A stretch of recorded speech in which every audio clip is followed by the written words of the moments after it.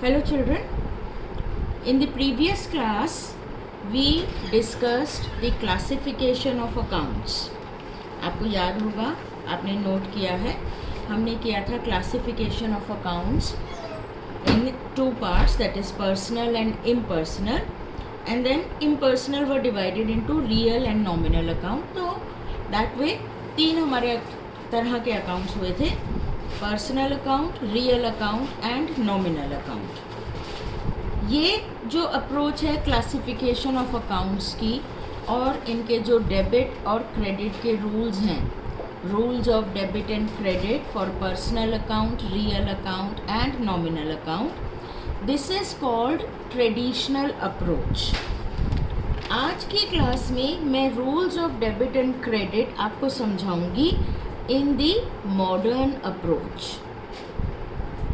the modern approach to the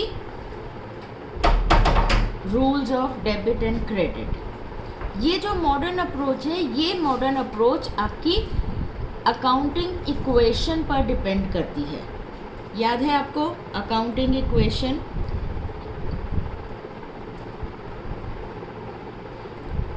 accounting equation में क्या था? Assets equal to capital plus liabilities. और हमने इतने क्वेश्चंस किए, उन सब क्वेश्चंस के अंदर हमने क्या देखा कि हमारी कोई से भी ट्रांजैक्शन हो, कैसे भी ट्रांजैक्शन हो, सब ट्रांजैक्शंस इन तीन मेन कैटेगरीज के अंदर आ जाती हैं, एसेट्स, कैपिटल और लाइबिलिटीज़ में। यानी हर ट्रांजैक्शन का कोई भी इफ़ेक्ट हो, वो इफ़ेक्ट इसमें कवर हो जाता है। लेकिन हमें थोड़ी सी डिफ़िकल्टी थी, या डिफ़िकल्टी इन द सेंस कि थोड़ा सा हमें बुरा लगता था जब हम एक्सपेंसेस और इनकम्स को अलग से नहीं दिखा पाते थे। हम क्या करते थे? कैपिटल से एक्सपेंसेस को माइनस कर देते थे और इनकम्स को इसमें प्लस कर देते थे। अगर मैं एक्सपेंसेस और इनकम्स को और इस अकाउंटिंग इक्वेशन के अंदर लेना चाहूँ तो क्या होगा? मेरी इक्वेशन है assets are equal to capital plus liabilities minus expenses plus incomes. तो ये जो माइनस टर्म है, ये यहाँ से अगर मैं लेफ्ट हैंड साइड पर ले जाऊँ, इक्वल टू के दूसरी तरफ ले जाऊँ, तो क्या हो जाएगा? इसका साइन चेंज हो जाएगा। सिंपल मैथमेटिक्स है। तो मैं इस अकाउंटिंग इक्वेशन को कैसे लिख सकती हूँ?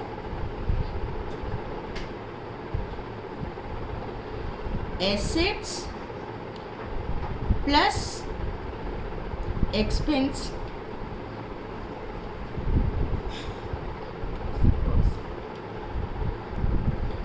Assets plus expenses are equal to capital plus liabilities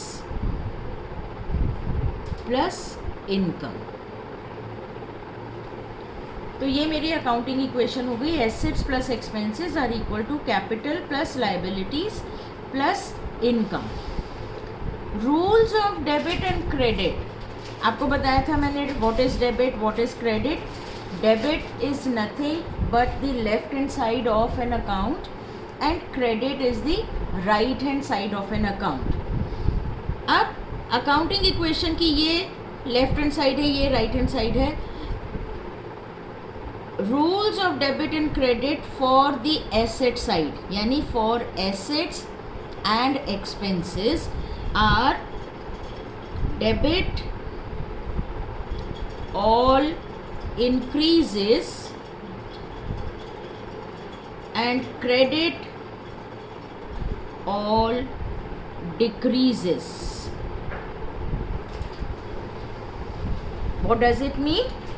इसका मतलब है एसेट्स में और एक्सपेंसेस में, एसेट्स और एक्सपेंसेस जब भी इंक्रीज होंगे हम उनके अकाउंट को डेबिट करेंगे, एंड एसेट्स एंड एक्सपेंसेस जब भी डिक्रीज होंगे हम उनके अकाउंट को क्रेडिट करेंगे. As simple as that.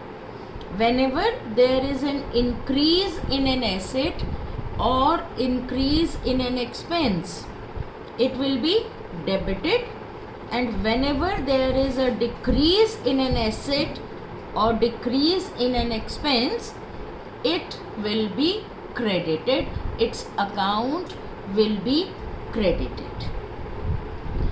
And rule for capital liabilities and income, ये इक्वल टू के ऑपोजिट साइड हो गए, तो इनके लिए डेबिट और क्रेडिट का रूल क्या हो जाएगा, इस रूल का ऑपोजिट हो जाएगा.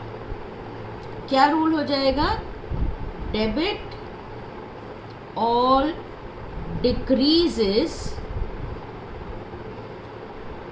And credit all increases. So capital liabilities and income जब भी डिक्रीज होगी तो डेबिट होगी, जब भी इंक्रीज होगी तो क्रेडिट होगी. और अब ये रूल्स को समझने के बाद मैं आपको अकाउंटिंग इक्वेशन की कुछ एग्जाम्पल लेकर समझाती हूँ कि किस तरह से हर ट्रांजैक्शन के अंदर एक डेबिट और एक क्रेडिट ही होता है. जब हमने अकाउंटिंग इक्वेशन की थी तो हमने देखा था कि कुछ ट्रांजैक्शंस ऐसी होती थी जिसमें दोनों side, asset side and capital plus liability side, दोनों साइड में इंक्रीज होता था, दोनों साइड प्लस होती थी. कभी ऐसा होता था कि ट्रांजैक्शन के दोनों इफेक्ट एसेट साइड पर आते थे, एक एसेट प्लस एक एसेट माइनस होती थी. कभी ऐसा होता था कि ट्रांजैक्शन का इफेक्ट होता था कि एक एसेट और एक लाइबिलिटीज़ पर इफेक्ट होता था. यानी कोई उसके अंदर एक जनरल रूल नहीं था कि हमेशा इफेक्ट एक लेफ्ट हैंड साइड एक राइट हैंड साइड होगा. इफेक्ट कुछ भी होता था, बट अकाउंटिंग इक्वेशन हमेशा इक्वल रहती थी.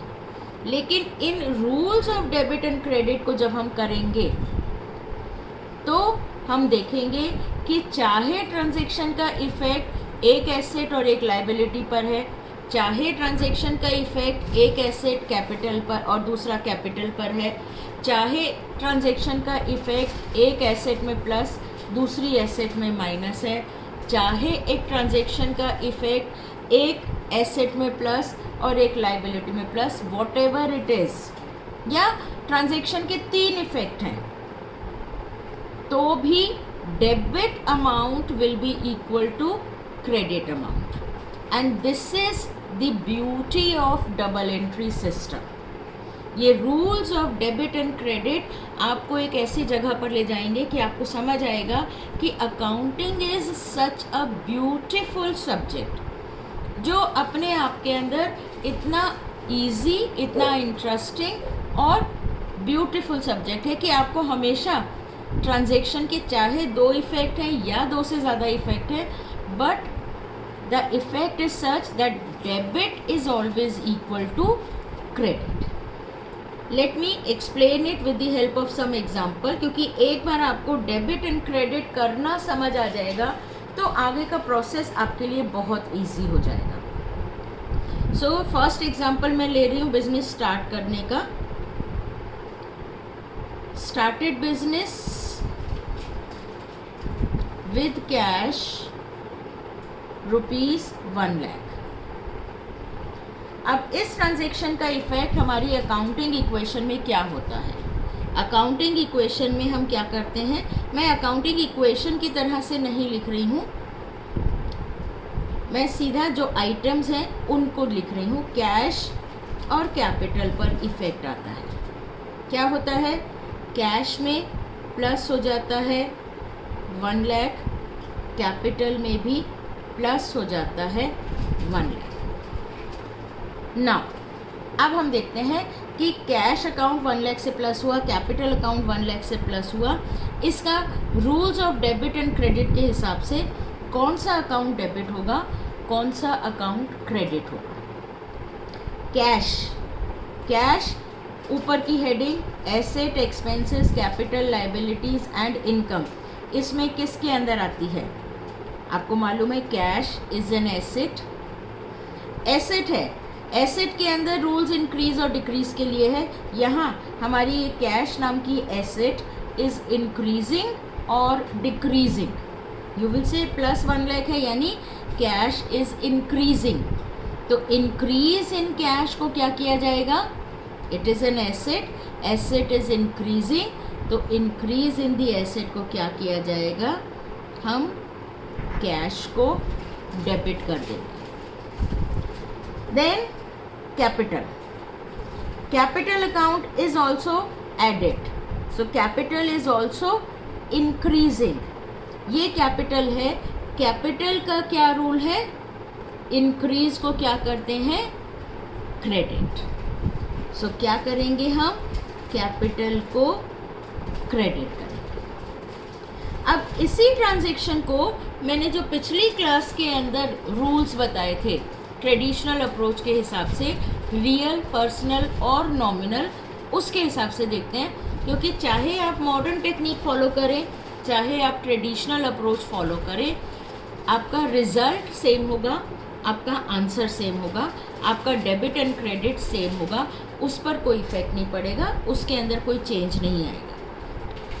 सो ट्रेडिशनल अप्रोच में हमने क्या किया था, रियल, पर्सनल एंड नॉमिनल, याद है आपको, real account deals with the properties owned by the business, personal account is the account of an individual, account of a company, of an organization, institution or representative personal account or group personal account, and nominal account deals with expenses and incomes.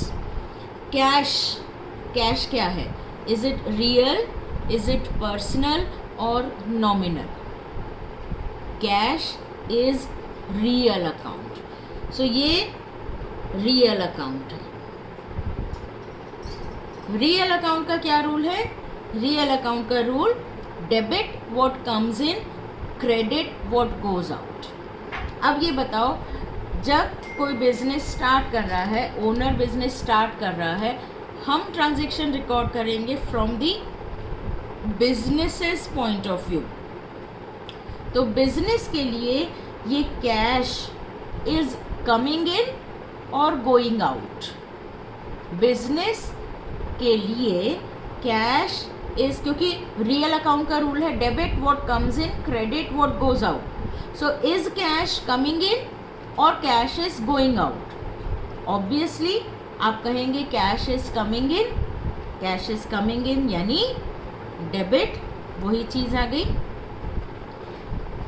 Capital account क्या है, capital account is owners account, owner कौन है, person, an individual, तो capital account क्या है, personal account. Personal account का हमारा rule क्या है, debit the receiver, credit the giver. अब जब ओनर ने बिजनेस में पैसा लगाया है तो owner is receiving the money और giving the money, owner is receiving the money और giving the money, obviously owner is giving the money to the business, debit the receiver, credit the giver, so owner is the giver, so he will be credited। तो बात वही आ गई, चाहे आप modern approach से चलेंगे, assets plus expenses equal to capital plus liabilities plus income, या traditional approach से चलेंगे, real, personal and nominal, answer will be same. चलिए और एग्जांपल लेते हैं। ये rules and debit of debit credit को आपको इतने अच्छी तरह से लर्न कर लेना है, इतनी अच्छी तरह से लर्न कर लेना है कि आपको कोई सोते हुए भी पूछे किसी चीज़ का रूल, कोई से भी, चाहे ट्रेडिशनल अप्रोच से चाहे मॉडर्न अप्रोच से, you should be able to answer. ये इतना ईजी हो, जैसे आपको मैथ्स के लिए काउंटिंग आती है, टेबल्स आती हैं, इंग्लिश के अंदर आपको ABCD आता है, उसी तरह से अकाउंटिंग की लैंग्वेज का बेस है ये rules of debit and credit. चलिए स्टार्ट किया था बिजनेस विद 1 लाख रुपीज़, इसके बाद नेक्स्ट ट्रांजेक्शन हम क्या लेते हैं, let us purchase some furniture. So purchased furniture rupees 20,000. Now purchased furniture for rupees 20,000 है, तो कुछ नाम नहीं गिवन है, हम क्या मानेंगे इसको? हम मानेंगे कि ये फर्नीचर हमने परचेज किया है कैश पर। तो इस ट्रांजैक्शन का क्या इफेक्ट होगा? क्या होगा? कैश से माइनस हो जाएगा 20,000 एंड फर्नीचर में प्लस हो जाएगा 20,000। ठीक है, अकाउंटिंग इक्वेशन में हम इसका यही करेंगे, कैश से माइनस 20,000, फर्नीचर में प्लस 20,000। अब कैश क्या है? Cash is an asset. Asset के अंदर कैश माइनस हो रहा है, यानी एसेट डिक्रीज हो रही है। तो एसेट के डिक्रीज को क्या करेंगे? Decrease in the asset is credited, तो हम कैश को क्रेडिट कर देंगे। And furniture is plus, furniture is added, furniture is also an asset. Furniture नाम की एसेट इज इंक्रीजिंग, और इंक्रीज को हम क्या करते हैं? डेबिट। तो हम फर्नीचर को क्या करेंगे? डेबिट करेंगे। ठीक है, let me take a few more examples. Third example, let me purchase goods on credit. So goods purchased on credit rupees 10,000। जब हम गुड्स परचेज करते हैं क्रेडिट पर, तो हमारी क्या ट्रांजैक्शन का इफेक्ट होता है? हमारा स्टॉक में प्लस हो जाता है 10,000, और राइट हैंड साइड पर कैपिटल के बराबर जो लायबिलिटीज़ हैं, उस लायबिलिटीज़ में प्लस हो जाता है 10,000। स्टॉक में भी प्लस, लायबिलिटीज़ में भी प्लस। स्टॉक क्या है हमारा? स्टॉक इज एन एसेट, तो एसेट में प्लस हो रहा है, एसेट में इंक्रीज हो रहा है। What will we do? We will debit stock and liabilities के इंक्रीज को, लायबिलिटीज के इंक्रीज को क्या करेंगे? क्रेडिट। अब एक एक्सपेंस पे कर लेते हैं।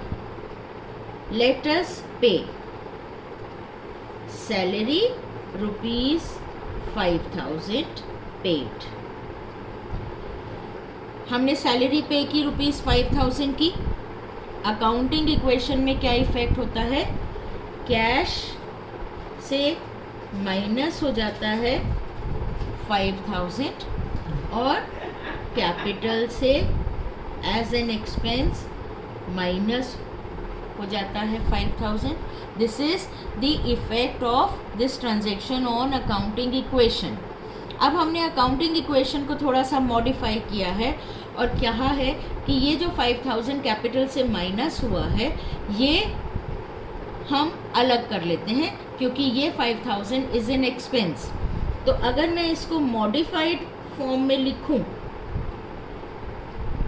तो मॉडिफाइड फॉर्म के अंदर कैश मेरा 5,000 से कम होगा और मेरा एक्सपेंस, जो कि एसेट साइड पर ही मैंने रखा है, एक्सपेंस जिसका नाम सैलरी है, वो मेरा बढ़ गया। ये 5,000 इक्वल टू के दूसरी तरफ आएगा तो प्लस हो जाएगा। मेरी सैलरी का नाम का खर्चा 5,000 से बढ़ गया। कैश एसेट है, एसेट का डिक्रीज क्या करते हैं? क्रेडिट करेंगे। एंड एक्सपेंस का इंक्रीज, एसेट और एक्सपेंस दोनों के लिए रूल सेम है। Increase are debited and decrease are credited. ये इंक्रीज हुआ तो ये डेबिट। अगर इसको मैं मॉडिफाइड फॉर्म में नहीं लूँ पुरानी एक नॉर्मल अकाउंटिंग इक्वेशन की फॉर्म में भी लूँ तो भी मेरा आंसर सेम आएगा। कैश माइनस हुआ मेरा, तो कैश तो एसेट माइनस हुई, क्रेडिट हो गई, और कैपिटल माइनस हुई, सी डिक्रीज इन द कैपिटल क्या करते हैं, तो कैपिटल के डिक्रीज के हिसाब से भी ये डेबिट हो जाएगा।